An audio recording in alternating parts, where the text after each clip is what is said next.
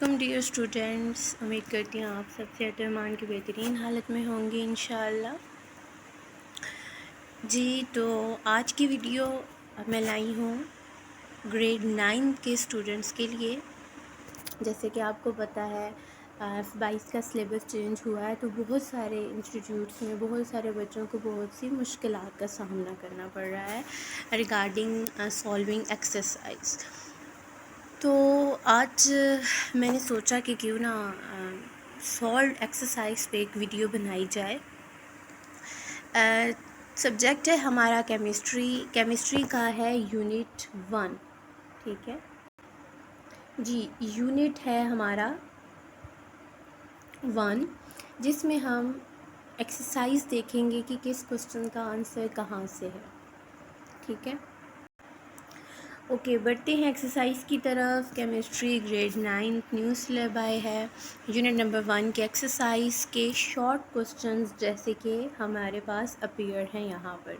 ठीक है, तो शॉर्ट क्वेश्चंस में सबसे पहले हमारे पास क्या था कि how does chemistry help a doctor to know about the chemical nature of a medicine, कि कैसे केमिस्ट्री मदद करती है डॉक्टर्स की कि वो मेडिसिन्स की केमिकल नेचर को स्टडी कर सकें।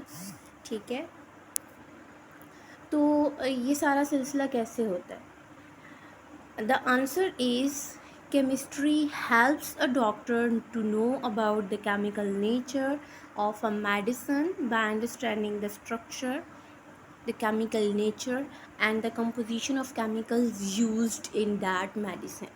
Okay, for example कि कोई भी मेडिसिन है, डॉक्टर के पास आप जाते हो, वो आपको मेडिसिन देता है, तो वो हर डिज़ीज़ से रिलेटेड वो मेडिसिन आपको देगा।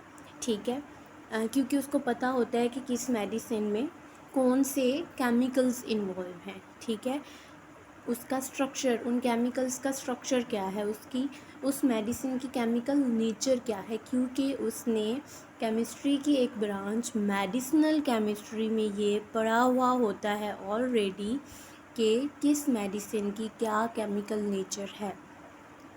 सो by understanding the chemical nature and the composition of chemical used in that medicine, doctor जो है वो जान लेता है, पहचान लेता है कि उस मेडिसिन में कौन से केमिकल्स यूज़ हुए हैं और उसकी केमिकल नेचर क्या है। So this is the answer of short question number 1. Okay, then so our next question number 2 is that in what ways does a technological innovations help to understand the development of new material? So the answer is C, page number 6, जो आपकी book है उसके page number 6 पर जाएं। Topic number 1.1 है और उसकी heading number 4 जिस पर आ जाता है कंस्ट्रक्टिंग न्यू मटेरियल्स। तो आपको वहाँ से इजीली आंसर मिल जाएगा। अगेन रिपीट कर रही हूँ, पेज नंबर 6 पर टॉपिक नंबर 1.1 हेडिंग नंबर 4 जिसका टाइटल है कंस्ट्रक्टिंग न्यू मटेरियल्स।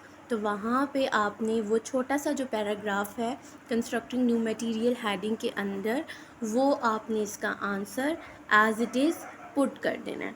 ओके, सो बढ़ते हैं नेक्स्ट क्वेश्चन की तरफ, which is difference between geochemistry and astrochemistry. Geochemistry is astrochemistry are the branches of chemistry जो आपने पढ़ी हैं. So let comes towards the difference ये है, पहले पढ़ते हैं जियोकेमिस्ट्री। जियोकेमिस्ट्री में हमारे पास क्या है कि द वर्ड जियो मीन्स, ठीक है, here the word geo means earth. So the branch of chemistry that deals with the study of chemical composition, distribution and transformation of elements and compounds in Earth's crust is called geochemistry. कि जैसे कि हमने word जियो से देखा, ये जो हमें word है छोटा सा जियो, जियो का मतलब होता है earth. The word geo is used for earth, ठीक है, अर्थ क्रस्ट। तो जियो से ही हमें आइडिया हो रहा है कि geochemistry means earth chemistry. और केमिस्ट्री क्या होती है? Chemistry is all about the chemical composition, the chemical reactions taking place in earth, ठीक है, in geochemistry. So geo means earth and chemistry means all the chemical composition, chemical reactions and so on. So geochemistry means that branch of chemistry which deals with the study of the chemical composition, chemical distribution, chemical transformation, elements and compounds present in the earth's crust. वो ऐसे तमाम chemicals और उनकी composition, उनका structure, उनकी distribution, उनकी transformation, ऐसे तमाम एलिमेंट्स जो अर्थ में मौजूद हैं, अर्थ में प्रेजेंट हैं, ठीक है, और उन केमिकल्स की हम कंपोजिशन देखते हैं कि वो किन किन चीज़ों से मिलकर बने हुए हैं, ठीक है, उनका एटॉमिक स्ट्रक्चर कैसा है, उनकी बॉन्डिंग कैसी है, व्हाट्सएवर, उनकी डिस्ट्रीब्यूशन, कहाँ कहाँ वो डिस्ट्रीब्यूट हुए हैं, ज़मीन के किस किस कोने में, किस किस जगह पर वो एलिमेंट्स मौजूद हैं, ट्रांसफॉर्मेशन की, वो उनकी ट्रांसफॉर्मेशन कैसे, किस तरह और किस चीज़ में की जा सकती है, ठीक है। तो ये सब कुछ हम कहाँ स्टडी करते हैं? हम स्टडी करते हैं जियो केमिस्ट्री में, ठीक है, कि जियो केमिस्ट्री हमें एक प्लेटफॉर्म प्रोवाइड करती है जिसके थ्रू हम अर्थ की केमिकल नेचर देखते हैं। अर्थ में क्या है? सॉइल है, रॉक्स हैं, ठीक है, मिनरल्स हैं, तो उनकी केमिकल नेचर देखते हैं कि उनमें कौन कौन से केमिकल्स मौजूद हैं। So let comes towards the astrochemistry, ठीक है, जैसे कि यहाँ पर लिखा है the word astro means, the word astro means sorry the word astro is derived from the term astronomy which means the study of stars, ठीक है। आपने देखे होंगे, एस्ट्रोनॉमिस्ट देखे होंगे जो आपको प्लैनेट्स और आपके स्टार्स का बता रहे होते हैं कि आपका फ़लाँ स्टार है, आप इस स्टार से कैप्रिकॉन, जो भी आपका है, ठीक है, लिब्रा है, कैप्रिकॉन है, जो लोग बिलीव रखते हैं इस बात पे, तो वो कौन होते हैं? एस्ट्रोनॉमिस्ट होते हैं। वो क्या करते हैं? Astronomy, the study of astronomy को स्टडी करते हैं, मतलब कि planets, the study of planets, कौन सा प्लैनेट किस तरह बना हुआ है, उसका स्ट्रक्चर कैसा है, उसकी मूवमेंट कब कहाँ कैसे चेंज होती है, ठीक है, ये सब स्टडी करते थे। Basically the astronomy is the study of the star, the study of the Galaxy, ठीक है, और गैलेक्सी में स्टार्स होते हैं, ठीक है, एज यू नो।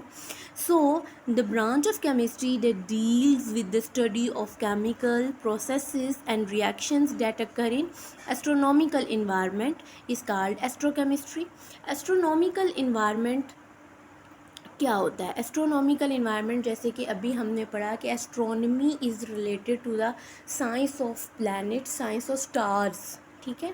तो एस्ट्रोनॉमिकल इन्वायरमेंट हमारी गैलेक्सी हो गई, ठीक है, हमारे जो है गैलेक्सी कह सकते हैं यूनिवर्स में, ठीक है, प्लैनेट्स हो गया, सोलर सिस्टम हो गए, स्टार्स हो गए, ठीक है, प्रेजेंट इन आवर गैलेक्सी। तो गैलेक्सी में जो भी चीज़ें मौजूद हैं उसको क्या बोलते हैं? उसको बोलते हैं एस्ट्रोनॉमिकल इन्वायरमेंट। तो एस्ट्रोनॉमिकल इन्वायरमेंट्स में स्पेशली स्टार्स एंड प्लैनेट्स होते हैं, तो उसकी स्टडी को हम क्या बोलते हैं? उसकी स्टडी को हम बोलते हैं एस्ट्रोनॉमी, ठीक है, एस्ट्रोनॉमी और एस्ट्रोनॉमी बोलते हैं। और एस्ट्रोनॉमी जब केमिस्ट्री के साथ रिलेट करती है तो वो हो जाती है एस्ट्रोकेमिस्ट्री। Okay, got it.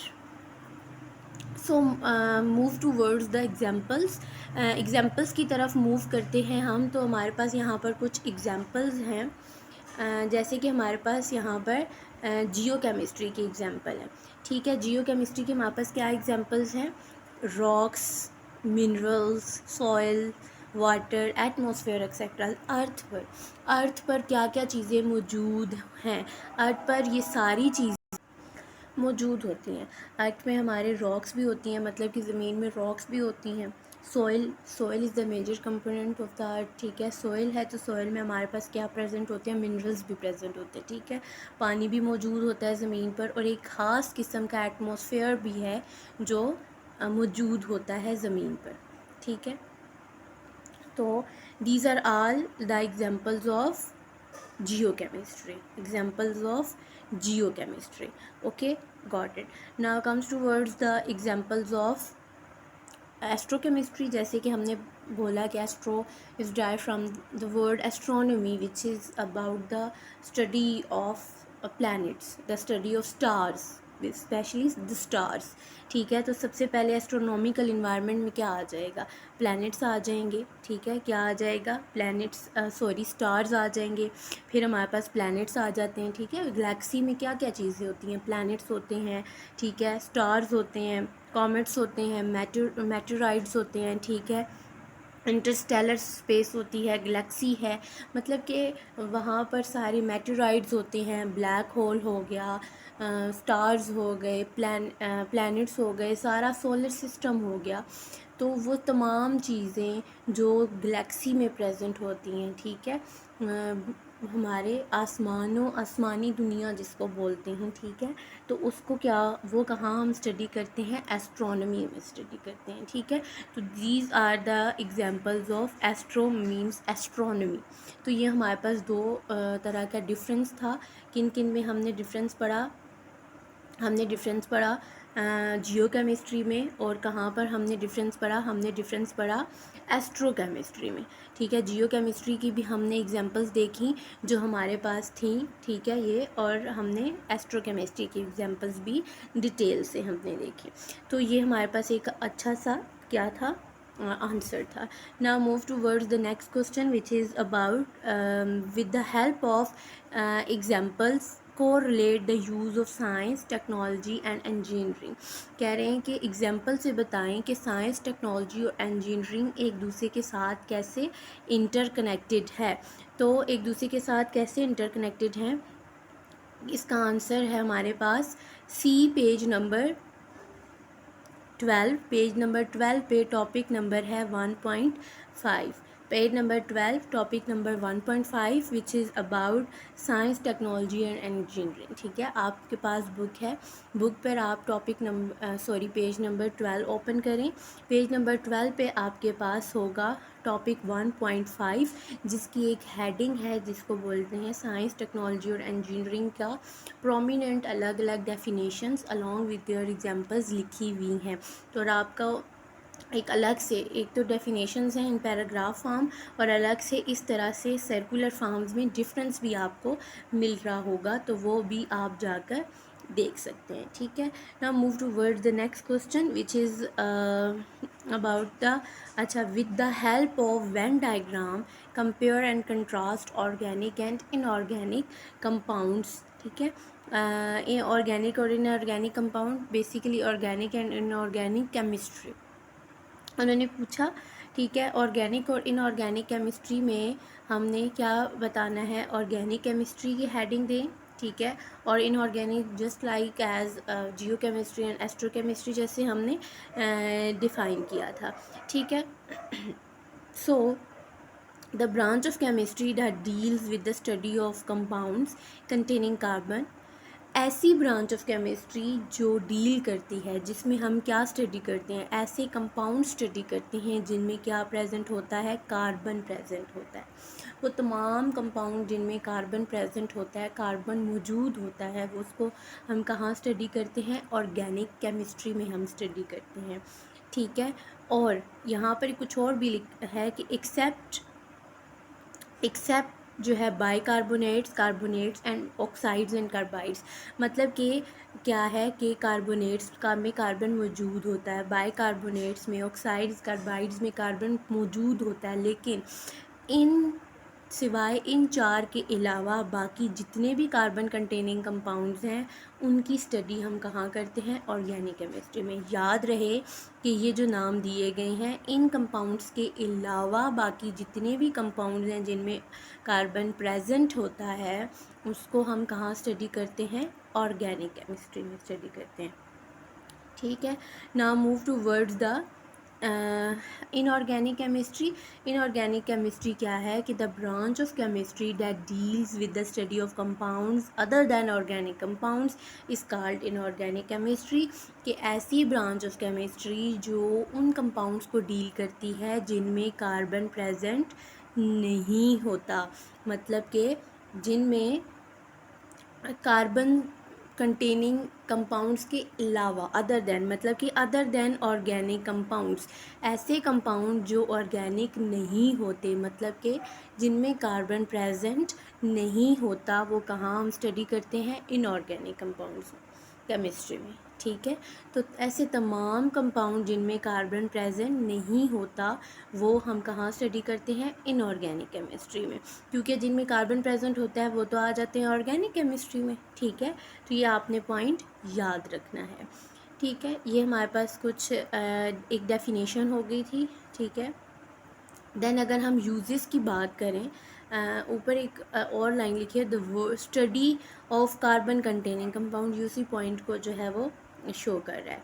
ठीक है, देन हम यूजेस की तरफ आ जाते हैं। यूजेस ऑफ ऑर्गेनिक केमिस्ट्री कहाँ कहाँ यूज़ होती है, ज़ाहिर है कार्बन कंटेनिंग कंपाउंड है तो ये फॉसिल फ्यूल्स में यूज़ होती है। ठीक है, कॉस्मेटिक प्रोडक्ट्स में यूज़ होती है, जैसे कि क्रीम्स, लोशंस वगैरह, gasoline, oil, plastics, papers etcetera, ये सारी चीज़ें जो हैं बनाने में इस्तेमाल होती है। अगर हम बात करें यूजेस ऑफ इनऑर्गेनिक केमिस्ट्री, तो इनऑर्गेनिक केमिस्ट्री हमारे पास यूज़ होती है बैटरीज़ में, क्योंकि ये ऐसे कंपाउंड्स होते हैं जिनमें कार्बन प्रेजेंट नहीं होता। इनमें और सारे कंपाउंड्स होंगे, लिथियम होगा, बाकी सारे कंपाउंड्स होंगे। ये बैटरीज़ में यूज़ होती है। ठीक है, बैटरीज़ की प्रोडक्शन के लिए, ये कोटिंग के लिए यूज़ होती है, मतलब कि किसी चीज़ की आयरन कोटिंग होगी या और कोई भी चीज़ की हम कोटिंग करते हैं। ठीक है, उनको उनके ऊपर किसी भी चीज़ की लेयर करवाते हैं। ठीक है, डाइज करवाते हैं, तो उसमें यूज़ होता है। डिटर्जेंट्स में यूज़ होता है। डिटर्जेंट्स मतलब कि साबुन वगैरह, हमारे सोप्स हो गए, हमारे जो है वो सर्फ वगैरह हो गए, तो मतलब क्लीनिंग एजेंट्स जो भी होते हैं उनको डिटर्जेंट्स बोलते हैं। ठीक है, तो उन चीज़ों में हमारे पास इनऑर्गेनिक केमिस्ट्री यूज़ होती है बिकॉज़ उसमें कार्बन नहीं होता। ठीक है, तो ये सारे एग्जांपल थी और यूजेस थे। ठीक है, ऑर्गेनिक केमिस्ट्री की और इनऑर्गेनिक केमिस्ट्री की। बेसिकली ऑर्गेनिक और इनऑर्गेनिक कंपाउंड्स आ जाते हैं ना। ठीक है, आप अगर यहाँ पर कंपाउंड लिखा हुआ है तो आप कंफ्यूज होने की ज़रूरत नहीं है। आपने एक्सप्लेन ऑर्गेनिक केमिस्ट्री और इनऑर्गेनिक केमिस्ट्री को ही करना है, क्योंकि ऑर्गेनिक कंपाउंड्स यहाँ पर अगर उन्होंने दिया हुआ है तो इट्स मीन कि ऑर्गेनिक कंपाउंड की स्टडी हम कहाँ करते हैं, ऑर्गेनिक कंपाउंड की स्टडी हम करते हैं ऑर्गेनिक केमिस्ट्री में, तो इट्स मीन हमने ऑर्गेनिक केमिस्ट्री बताना है। तो इनऑर्गेनिक कंपाउंड की स्टडी हम कहाँ करते हैं, इनऑर्गेनिक केमिस्ट्री में, तो इसलिए इट्स मीन कि इनऑर्गेनिक केमिस्ट्री बताना है। तो साथ में एक्स्ट्रा मार्क्स के लिए आप इसके दो दो यूजेस लिख दोगे तो इनफ हो जाएगा।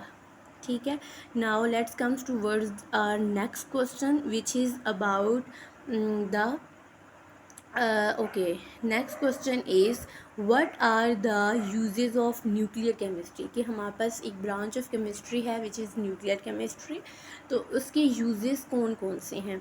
Uses of nuclear chemistry are, ठीक है, हम न्यूक्लियर केमिस्ट्री के वेरियस यूजेस पढ़ रहे हैं, जिसमें हमने क्या पढ़ना है। सबसे पहले हमारे पास न्यूक्लियर वेपन्स। ठीक है, जितने भी न्यूक्लियर वेपन्स बनाए जाते हैं, हथियार बनाए जाते हैं, उसमें न्यूक्लियर केमिस्ट्री जो है वो यूज़ होती है। ठीक है, और हमारे पास क्या है, nuclear energy production. Nuclear energy production क्या है कि न्यूक्लियर पैनल्स बनाए जाते हैं। ठीक है, न्यूक्लियर पावर प्लांट्स बनाए जाते हैं, उनका काम क्या होता है, एनर्जी प्रोड्यूस करना।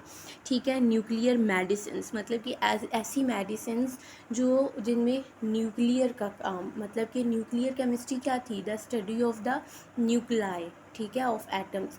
तो न्यूक्लियर मेडिसिन क्या होगी, कैंसर की ट्रीटमेंट के लिए, मतलब कि ऐसी डिजीज़ जिनकी कोई ख़ास प्रोमिनेंट वैक्सीन या ट्रीटमेंट नहीं निकलता, तो उनको फिर हम न्यूक्लियर मेडिसिन्स देते हैं ताकि उनका थोड़ा सा फैलाव जो है वो उनका स्प्रेड कम हो जाए, ठीक है। रेडियो एक्टिव डेटिंग की जाती है, जैसे कि फॉसिल फ्यूल्स और बहुत पुराने पुराने हमारे पास एनिमल्स या और जितने भी ऑर्गेनिजम्स हैं वो फॉसिल्स में कन्वर्ट हो जाते हैं, ठीक है। तो उनकी रेडियो एक्टिव डेटिंग की जाती है, मतलब कि कुछ लिविंग ऑर्गेनिजम्स भी होते हैं जो बहुत पुराने होते हैं, तो उनको हम उन रेडियो एक्टिव डेटिंग से बेसिकली करते क्या, उनकी एज बताई जाती है कि उनकी कितनी एज होगी है, ठीक है। वो कितने सालों से जो है वो किस कंडीशन में थे, ठीक है। और ये सारा उनका जो था वो रेडियो एक्टिव डेटिंग से हम करते हैं, ठीक है। नेक्स्ट इज़ न्यूक्लियर इमेजिंग आ जाती है, ठीक है। मतलब कि किसी भी चीज़ का इमेज लेना हो तो वो न्यूक्लियर केमिस्ट्री हेल्प आउट करती है कि हम उसका ले सके। क्रिमिनल इन्वेस्टिगेशन में काम आ जाती है, ठीक है। स्पेस एक्सप्लोरेशन में ज़ाहिर है स्पेस क्या है, हमारी गैलेक्सी, हमारी एस्ट्रोकेमिस्ट्री, तो उसमें न्यूक्लियर केमिस्ट्री कैसे यूज़ होती है कि डिफरेंट मिसाइल्स बनाए जाते हैं, या उस मिसाइल्स को छोड़ें स्पेस क्राफ्ट्स बनाए जाते हैं, ठीक है। स्पेस क्राफ्ट्स का क्या काम होता है कि उसमें साइंटिस्ट बैठ के ईज़िली स्पेस में जाकर जो है वो एक्सपेरिमेंट कर सकते हैं, एक्सप्लोर कर सकते हैं। जैसे कि बहुत सारे स्पेस क्राफ्ट्स और सैटेलाइट्स जो हैं वो बनाई गई हैं, तो वो किसने बनाई, न्यूक्लियर केमिस्ट्री के यूज़ से साइंटिस्ट ने बनाई है, ताकि वो स्पेस में जाकर बताती हैं हमें कि वहाँ पर कौन सा इवेंट हो रहा है, किस तरह हो रहा है। मेडिकल डायग्नोसिस एंड ट्रीटमेंट, ज़ाहिर है जो ट्रीटमेंट्स और डायग्नोसिस बहुत डिफ़िकल्ट होते हैं तो वो न्यूक्लियर केमिस्ट्री की हेल्प से डायग्नोज उन्हें किया जाता है और उनको ट्रीट किया जाता है। तो these are all about the uses of the nuclear chemistry, ठीक है। ये सारे जो थे वो शॉर्ट क्वेश्चंस थे, यहाँ पर एंड हो गए जितने भी शॉर्ट क्वेश्चन अभी जो है हमने पढ़े यूनिट 1 के। Then comes towards the long question. Long question में हमारे पास आ जाता है, सबसे पहला क्वेश्चन है which is define chemistry and its interaction with matter energy. सबसे पहले आपने यहाँ पर क्या करना है, सबसे पहले आपने यहाँ पर लिखनी है, क्या लिखनी है, डेफिनेशन, ठीक है। आपने किस चीज़ की डेफिनेशन लिखनी है, डेफिनेशन लिखनी है आपने किस चीज़ की, केमिस्ट्री की। उन्होंने क्या पूछा हुआ है, देखें उन्होंने सबसे पहले पूछा डेफिनेशन लिखें, डिफ़ाइन करें। उन्होंने क्या पूछा, डिफ़ाइन करें, क्या चीज़ डिफ़ाइन करें, केमिस्ट्री डिफ़ाइन, ठीक है। सबसे पहले क्या क्वेश्चन है, दो, अब यहाँ पर एक क्वेश्चन में दो क्वेश्चन हो रहे हैं, ठीक है। कौन से दो क्वेश्चंस हो रहे हैं, एक तो उन्होंने कहा है डिफ़ाइन केमिस्ट्री, इट्स मीन कि हमने सबसे पहले केमिस्ट्री को डिफ़ाइन करना है।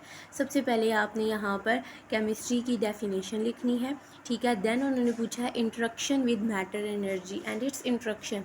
केमिस्ट्री की डेफिनेशन के बाद हम क्या लिखेंगे, डेफिनेशन के बाद हम एक पेज नंबर 6 पे, ठीक है, क्या है, पेज नंबर 6 पर टॉपिक है हमारे पास, कौन सा हमारे पास पेज नंबर 6 पे हमारे पास एक टॉपिक है, ठीक है। कौन सा टॉपिक है, टॉपिक नंबर 1.1, ठीक है। 1.1 है जिसमें हमारे पास एक प्रोमिनेंट हेडिंग है कि introduction of chemistry with other matter and energy. उसमें एग्रीकल्चर भी आ जाता है, हेल्थ भी आ जाता है, और बाकी सारी जो हैं वो चीज़ें, हेडिंग्स काफ़ी सारी 8 to 9 हेडिंग्स आ जाती हैं, तो वो आपने करनी है। लेकिन सबसे पहले आपने क्या करना है, सबसे पहले आपने डिफ़ाइन करना है कि व्हाट इज़ केमिस्ट्री। केमिस्ट्री की आपने हेडिंग अच्छी सी डेफिनेशन लिखनी है, ठीक है, फर्स्ट पेज पे है। एंड देन आपने टॉपिक 1.1 सारा जो है वो मेंशन कर देना according to your marks of the question, कि अगर जितने मार्क्स का होते हैं आपने पॉइंट्स अच्छे से एलैबोरेट कर देने हैं। देन हमारे पास जो नेक्स्ट है long question, next long question हमारे पास क्या है, describe the application of inorganic chemistry and its importance in our daily life. जी जो हमने पढ़ा, ठीक है, inorganic chemistry and its importance in daily life. तो सबसे पहले हम क्या करेंगे, एप्लीकेशंस ऑफ इनऑर्गेनिक केमिस्ट्री के एप्लीकेशंस, मतलब कि यूजेस ऑफ इनऑर्गेनिक केमिस्ट्री, कि इनऑर्गेनिक केमिस्ट्री का कौन कौन सा यूज़ है और कहाँ कहाँ जो है ये यूज़ की जा सकती है।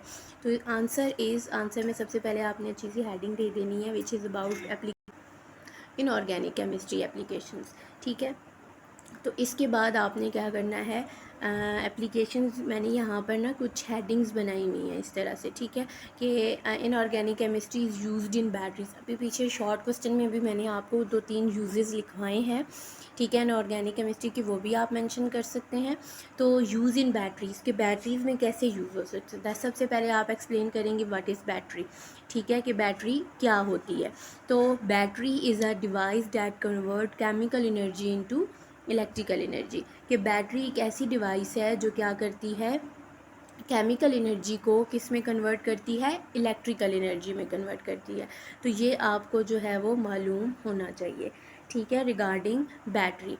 सो लेड आयन बैटरी, या आपको यहाँ पर ये एक और एग्जांपल्स भी लिख सकते हो, कौन सी एग्जांपल लिख सकते हो, लिथियम आयन बैटरीज़, ठीक है, लिथियम आयन बैटरीज़ की आप एग्जांपल लिख सकते हो, बहुत अच्छी एग्जांपल है लिथियम आयन बैटरीज़, इजीली याद भी हो जाती है। लिथियम आयन बैटरीज़ जो हैं वो are used as rechargeable batteries for electronic devices such as toys, wireless headphones, hand held power tools, small and large appliances and vehicles etcetera, कि मतलब कि जैसे टॉयज़ जैसे होते हैं, इलेक्ट्रिकल डिवाइसेस, इलेक्ट्रॉनिक डिवाइसेस जो होती हैं, जो मशीन इलेक्ट्रिसिटी से चलते हैं, बिजली से चलती हैं, लाइक टॉयज़ हो गए, ठीक है, वायरलेस हेडफोन्स हो गए, जिनको क्या करना पड़ता है, चार्ज करना पड़ता है, ठीक है, और हमारे पास स्मॉल एंड लार्ज अप्लायंसेस, कोई भी छोटी से बड़ी मशीनरी हो गई, व्हीकल्स हो गई, गाड़ियाँ हो गई, जिनमें बैटरीज़ डलती हैं, ठीक है। तो वो बैटरीज़ किससे बनी हुई होती हैं, लेड आयन बैटरीज से बनी हुई, लेड आयन बैटरीज़ होती हैं, या लिथियम आयन स्पेशली बैटरीज़ होती हैं। और लिथियम क्या है, एक कार्बन कंपाउंड है, नहीं, लिथियम जो है वो नॉन कार्बन कंपाउंड है। तो इसलिए जो भी नॉन कार्बन कंपाउंड्स थे उनकी स्टडी हम कहाँ करते थे, उनकी स्टडी करते थे इनऑर्गेनिक केमिस्ट्री में। इसलिए जो है वो लिथियम आयन बैटरीज जो है किसका यूज़ है, इनऑर्गेनिक बैटरीज़ का। गॉट इट, ठीक है। Many organic compounds are used electrical as electrical storage devices like dry cell which are used in watches, toys and electrical vehicles. तो बहुत सारे जो हैं वो कंपाउंड्स हैं, इनऑर्गेनिक कंपाउंड्स हैं, सॉरी यहाँ पर एक मिस्टेक है, आप करेक्ट कर लीजिएगा, यहाँ पर आता है इनऑर्गेनिक कंपाउंड, ठीक है। तो बहुत सारे इनऑर्गेनिक कंपाउंड्स हैं जिनमें जो यूज़ होते हैं इलेक्ट्रिकल स्टोरेज डिवाइसेस के लिए यूज़ किए जाते हैं, ठीक है। और वो स्टोरेज डिवाइसेस कौन सी हैं, हमारी वॉचेज़ हो गई हैं, ड्राई सेल हो गया जो हमारे क्लॉक्स में पड़ता है, ठीक है, क्लॉक में पड़ता है, हमारे वॉचेस में पड़ता है, हमारी बच्चों के टॉयज़ में पड़ता है, ठीक है। और बहुत सारे इलेक्ट्रिकल व्हीकल्स हो गए, जैसे बच्चों की छोटी छोटी खिलौने वाली गाड़ियाँ होती हैं, वहाँ पर भी जो है वो ऐसी बैटरीज़ का यूज़ होता है, मतलब इनऑर्गेनिक केमिस्ट्री का यूज़ होता है। और भी जो इलेक्ट्रिकल बाइक्स होते हैं, व्हीकल्स होती हैं, उनमें भी जो है वो इसका यूज़ किया जाता है, ठीक है। The next point is used in industry, की इनऑर्गेनिक केमिस्ट्री कैसे इंडस्ट्री में यूज़ होती है। तो हमने पीछे कुछ यूज़ इसका पढ़ा भी था कि कैसे वो डिटर्जेंट्स और कॉस्मेटिक्स में यूज़ होता है, ठीक है। इनऑर्गेनिक कंपाउंड जो हैं are used in industry for the production of useful products on large scale like glass, cement, coating, detergents etcetera. कि इंडस्ट्री क्या होती है, इंडस्ट्री में क्या किया जाता है, लार्ज स्केल प्रोडक्शन की जाती है, ठीक है, चीज़ों की लार्ज स्केल प्रोडक्शन की जाती है। तो लार्ज स्केल मतलब कि बड़े पैमाने पर चीज़ें बनाई जाती हैं, कोई एक पैकेट, दो पैकेट्स नहीं बनाए जाते, बड़े पैमाने पर लार्ज स्केल प्रोडक्शन की जाती है। तो ज़ाहिर है फिर इनऑर्गेनिक केमिस्ट्री हेल्प आउट करती है हमें बहुत सारे लार्ज स्केल प्रोडक्शन की, लाइक ग्लास की, ठीक है, सीमेंट बनता है, डिटर्जेंट्स बनते हैं बहुत सारे, सर्फ हो गया, शैम्पूज़ वगैरह हो गए, क्लीनर्स हो गए, ठीक है, साबुन वगैरह हो गया, ग्लास हो गया, सीमेंट हो गया। तो इन सब में क्या यूज़ होता है, कौन सी केमिस्ट्री यूज़ होती है, हमारे पास इनऑर्गेनिक केमिस्ट्री यूज़ होती है। तो हमने 2 यूजेस पढ़े, बैटरीज़ जो कॉमन यूज़ है इनऑर्गेनिक केमिस्ट्री का, मोस्ट कॉमन जो यूज़ है वो बैटरीज़ है, और उसमें एग्जांपल कौन सी है, लिथियम आयन बैटरीज या लेड आयन बैटरीज। तो दूसरा जो है यूज़ इन इंडस्ट्री, तो इंडस्ट्री है तो बहुत सारे प्रोडक्ट्स बनेंगे like cement, glass, detergents etcetera etcetera. So next let move towards the next long question, which is about with the help of A few examples highlight the relation between science, technology and engineering। ये वही हमारे पास topic आ गया page number 12 पे। Topic number 1.5 जो है उसकी एक heading है, प्रॉपर हेडिंग बनी हुई है साइंस, टेक्नोलॉजी और इंजीनियरिंग की। वो प्रॉपर आपने definitions along with their examples लिख देनी है कि कैसे साइंस टेक्नोलॉजी के साथ और टेक्नोलॉजी इंजीनियरिंग के साथ बेस करता है। साइंस, ज़ाहिर है कि साइंस की स्टडी, हमने साइंस ना पढ़ी हुई हो तो हम टेक्नोलॉजी को इन्हांस नहीं कर सकते, हम टेक्निक्स डेवलप नहीं कर सकते। और अगर टेक्निक्स डेवलप नहीं होंगी तो उन टेक्निक्स को कोई भी इंजीनियर जो है, इंजीनियरिंग की फील्ड जो है, वो उसको एक सांचे में डेवलप नहीं कर सकती, एक मॉडल की शक्ल में नहीं दे सकती। तो ये तीनों जो हैं एक दूसरे के साथ इंटर रिलेट होती हैं, ठीक है, किसी ना किसी हद तक, ठीक है। The next question is evaluate the role of chemistry in environmental science. कि अब इन्वामेंटल साइंस में पूछा गया, ठीक है, इसमें सीधा आपने क्या बताना है, सबसे पहले आपने डेफिनेशन बतानी है किसकी, इन्वामेंटल केमिस्ट्री एक्सप्लेन कर देनी है, ठीक है। इन्वामेंटल केमिस्ट्री के बाद आपने कुछ लाइंस मैंने लिखी हुई हैं वो आपने एक्सप्लेन कर देनी है कि chemistry help us to recognise observe defend and improve the environment around us. ठीक है, केमिस्ट्री हेल्प हमें करती है कि हम अपने इर्द गिर्द के इन्वायरनमेंट को ऑब्जर्व करें, रिकग्नाइज करें, उसको डिफेंड करें, ठीक है, मतलब कि उसको हार्मफुल इफ़ेक्ट से बचाएं, लाइक पोल्यूशन एक्सेट्रा, ठीक है। Chemistry help us to understand the behaviour of pollutants and develop techniques for pollution control. कि केमिस्ट्री की हेल्प से हम क्या करते हैं, पोल्यूटेंट्स के बिहेवियर को अंडरस्टैंड करते हैं कि पोल्यूटेंट किस तरह का है, कौन सा पोल्यूटेंट है। पोल्यूटेंट वो होते हैं जो पोल्यूशन काज करते हैं, कि कौन सा पोल्यूटेंट है, उसकी नेचर क्या है और वो क्या पोल्यूशन काज कर रहा है। फिर उसके लिहाज से क्या करते हैं, टेक्निक्स डेवलप करते हैं कि हम पोल्यूटेंट से काज हुई पोल्यूशन को, आलूदगी को, माहौल की आलूदगी को कैसे इरेडिकेट कर सकते हैं, ठीक है। वो आलूदगी फिर कोई भी हो सकती है, वाटर पोल्यूशन भी हो सकती है, एयर पोल्यूशन भी हो सकती है, व्हाट्सोएवर, ठीक है। कुछ एग्जांपल्स मैंने दी हुई हैं यहाँ पर, ठीक है। इन्वायरमेंटल केमिस्ट्री की, the purification of water bye sedimentation and filtration process. मतलब कि पहले हमने बिहेवियर समझा पोल्यूटेंट का, पोल्यूटेंट क्या था और पोल्यूशन क्या काज कर रहा था, कौन सी पोल्यूशन काज कर रहा था। पोल्यूशन थी हमारे पास वाटर पोल्यूशन। फिर वाटर पोल्यूशन को कैसे सॉल्व किया जाता है, उसके लिए सेडिमेंटेशन और फिल्ट्रेशन दो इम्पॉर्टेंट मेथड्स हैं, उससे इरेडिकेट किया जाता है। नेक्स्ट है the protection of air from pollutants. के एयर पोल्यूशन अगर हो जाए, मतलब कि बहुत सारी हार्मफुल गैसेस से, तो उसको कैसे हम प्रोटेक्ट कर सकते हैं। Protection of environment by green house effect और एसिड रेन। तो जाहिर है एसिड रेन और ग्रीन हाउस इफेक्ट अगर आ जाता है हमारे पास प्रॉब्लम, तो उसको हम कैसे सॉल्व कर सकते हैं। तो ये सब हम कहाँ पढ़ते हैं, इन्वायरमेंटल साइंस, यानी कि इन्वायरमेंटल कनेक्शन ऑफ और इंट्रक्शन ऑफ इन्वायरमेंट विद केमिस्ट्री। तो अगर हम एक कलेक्टिव टर्म में कहें तो हम कह सकते हैं कि environmental chemistry. Okay, so our next long question is about how do, question number 7 क्या है कि how does geo chemistry help us to solve the problem such as pollution and climate change. कि हमारे पास जियो केमिस्ट्री पोल्यूशन और climate change के problem को solve करने के लिए कैसे हेल्प आउट कर सकती है, ठीक है। जियो मीन्स क्या था, अर्थ। तो जियो केमिस्ट्री में हम अर्थ के बारे में पढ़ते थे। ज़ाहिर है अगर पोल्यूशन आएगी तो उसका सबसे ज़्यादा इफ़ेक्ट किसको होगा, अर्थ को होगा, और अर्थ में जो भी इन्वायरमेंट का माहौल है उसको होगा, ज़ाहिर है। So the branch of chemistry that deals with the study of chemical composition of the earth and it's rocks and minerals, ठीक है, इस कॉल्ड द जियो केमिस्ट्री। ठीक है, ऐसी ब्रांच ऑफ केमिस्ट्री जो अर्थ के कंपोजिशन, केमिकल कंपोजिशन और rocks की कंपोजिशन, डिस्ट्रीब्यूशन को डिस्कस करे, उसको जियो केमिस्ट्री कहते हैं, ठीक है, जैसे कि हमने पहले शॉर्ट क्वेश्चन में पढ़ा था। So in this way geochemistry understand the nature of chemicals and pollutants of the earth and atmosphere that pollute the climate of certain area and develop techniques for their eradication। के क्या होती है जियो chemistry, क्या होती है कि इसमें हम क्या करते हैं, केमिकल कंपोजिशन स्टडी करते हैं ऑफ अर्थ की और उसमें मौजूद तमाम रॉक्स की और मिनरल्स की, ठीक है, कि वो किस तरह के केमिकल्स हैं, किस तरह के मिनरल्स हैं, ठीक है। उनकी कंपोजिशन क्या है, उनकी डिस्ट्रीब्यूशन का क्या है। तो उनकी स्टडी हमें ये अंडरस्टैंड करने में हेल्प आउट करती है कि उस अर्थ के ऊपर या एनवायरनमेंट में जो भी पोल्यूटेंट है वो किस नेचर का है। ठीक है, ज़ाहिर है हमने क्या स्टडी करना है, अर्थ में और अर्थ के एटमॉस्फेयर में क्या क्या केमिकल सब्सटेंसेस हैं। ठीक है, कौन कौन से मिनरल्स हैं, कैसे रॉक्स हैं जिनमें कैसी कैसी केमिकल रिएक्शंस हो रही हैं। तो वो हमें हेल्प आउट करता है कि किस तरह का केमिकल्स हैं जो हमारी अर्थ को और हमारे इन्वायरमेंट को, एटमॉस्फेयर को पोल्यूट कर रहे हैं।